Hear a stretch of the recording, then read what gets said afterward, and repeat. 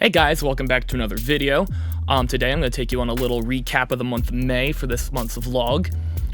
This one will be a little bit different though, because I'm going to cover a topic I've been wanting to talk about for a little bit now, and I think the vlogs are going to be a good opportunity for me to talk about questions like this and have these kind of discussions. So the question I wanted to ask for today's video is, does good gear make you a better musician? For the most part, if you talk to any musician, they're probably going to tell you no, good gear is not going to make you a better player.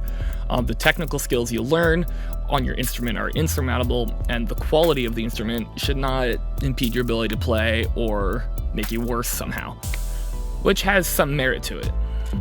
So when I first started playing piano, I got my very first keyboard, and something along the lines of a classroom keyboard like this. This one's actually a little nicer than the one I had because the keys are kind of weighted, but same idea. Plastic key bed, hard to use, not enough keys to really get the hand coordination down. So like, to get started, this was great because I could learn how to play piano on something like this. But there's a point where it's like, I need more, you know? Because I was starting to learn some bend folds and like some classic rock type songs. At that point, I need the lower end of the keyboard, which is just not here, so I'm doing stuff like... And it doesn't work the same as having a full key bed. So at that point, it's like, does the better gear make me better? Because I can't keep improving on something with this many keys. So after the little tiny 55 key keyboard, I'd upgraded to an upright piano that my parents had gotten me because they realized that I was running out of room to grow on the small one, and it was something I wanted to take serious and was passionate about. So they wanted to upgrade me to something better that I could really get good on. So I had moved on to an upright piano, and that was immensely helpful to me. For instance, I had 88 keys, so suddenly I could play old rock songs like bend folds there.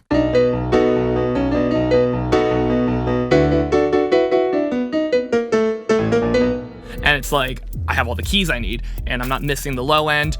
I could do whatever I want, and that was great, and I really got good playing on the upright piano. So after that, if you couldn't guess, I had upgraded to this keyboard right here, this little Casio CGP 700. While it's still a classroom keyboard, it has some different sound effects. It's similar to the Privia line, and a lot of people use those to go gigging and stuff. This is just more of a at-home use. As you can see, it's got like the full wood stand and everything. But I did still gig with this because this keyboard opened up an interesting door for me.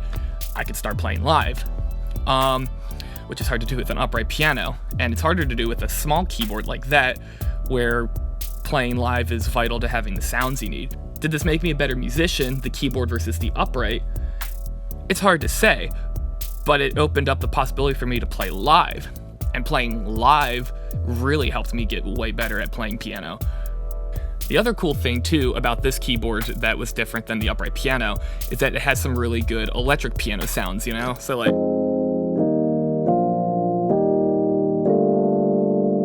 it's a different way of playing. You know, the timbre's different, you play with a different style.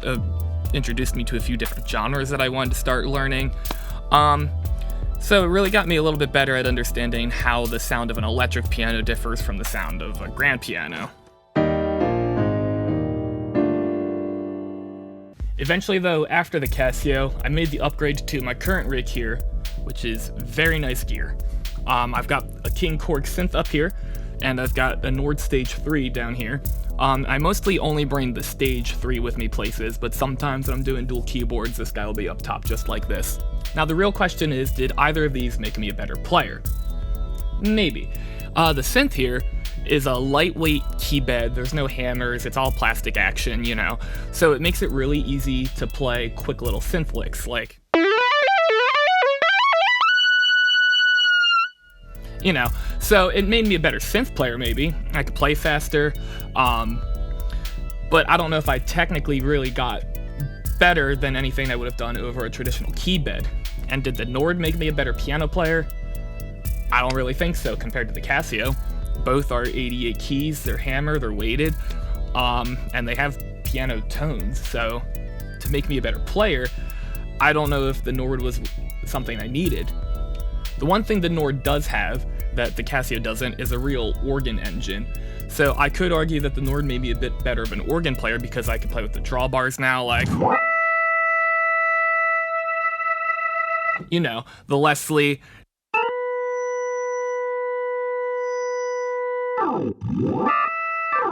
So I could argue that the Nord made me a better organ player. But is that because the keyboard itself made me better, or is it just because access to organ functions gets you familiar with an organ?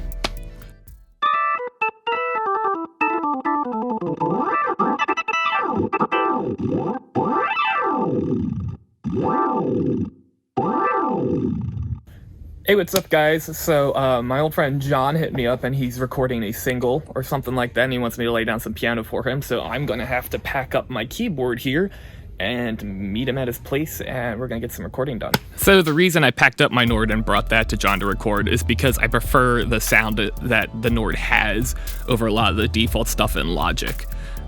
So I went ahead and packed up my keyboard and brought it over because I wanted to make sure I got the best quality sounds I could for the recording.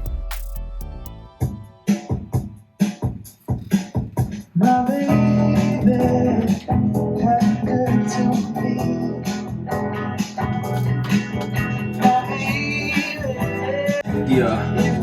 Dominican cross. The Dominican cross. And the white guy Vans. Representing our cultures.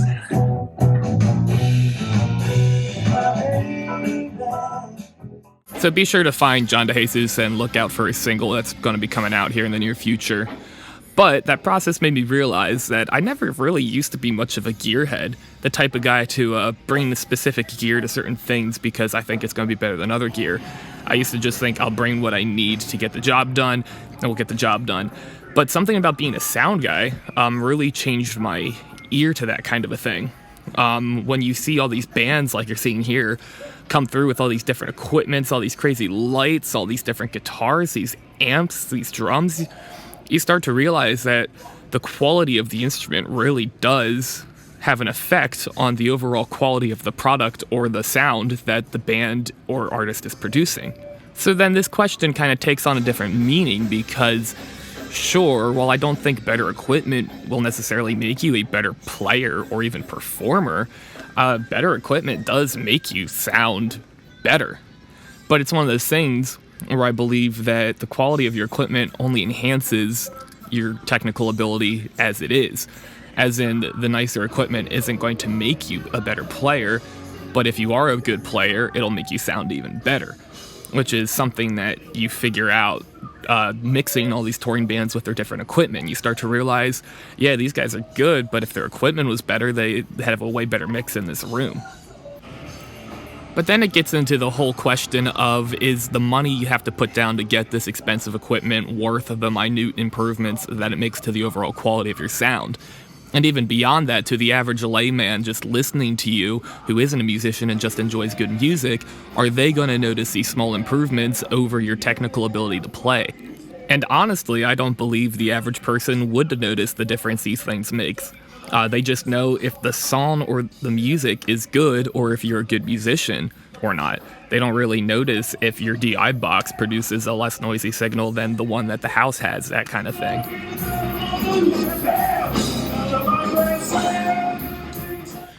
So unfortunately for all of you, I am a dumbass and I don't remember to vlog still. So Bobby Law had one gig this month, unfortunately, but we played at Springgate. Here's a picture. Watch this edit. Woo! So Bobby Law on The Late Show does have a lot of really nice equipment because we've come to the same conclusion that I did as a sound guy, that the better equipment makes us sound better, and the better production that we can put on really helps sell us to our audience. We have very nice lights.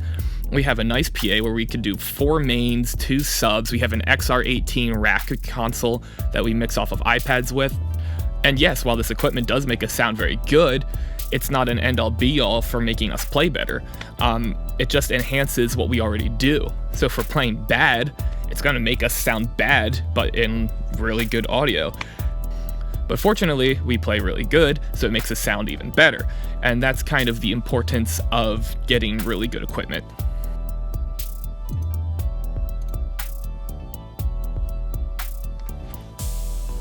And my YouTube channel, and I get to see it. So to kind of wrap up this video, I'll answer the topic question that I brought up.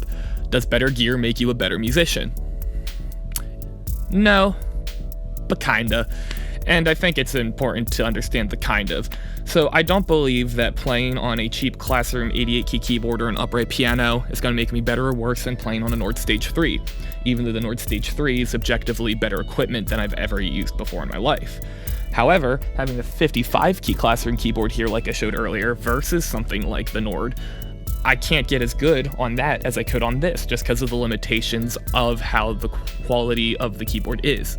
But as a sound guy, I have found that better equipment does just make you sound better. But that doesn't answer the question, does it make you a better musician? At the end of the day, being a good musician is kind of up to you and making good use of what you already have in your possession. I didn't buy the Nord Stage 3 to make myself better as a player. I bought it because I felt like I had gotten to a skill point where having an instrument of this quality made sense for me and my life as a gig musician. So, no, better equipment does not make you a better musician, but better equipment can make you sound better. And if you're already a good musician, it can take your sound to the next level. But that's not an investment you should be making as an end-all be-all to making yourself a better player. So with that, I'd like to thank everybody for watching. This has been an interesting topic. I really want to start talking about stuff like this with my monthly vlogs. Coming up in June, I've got way more gigs, so we'll have a lot more background footage of me playing with Bobby Law on The Late Show. We've got some cool shows coming to Phantom that I'm going to get to show off.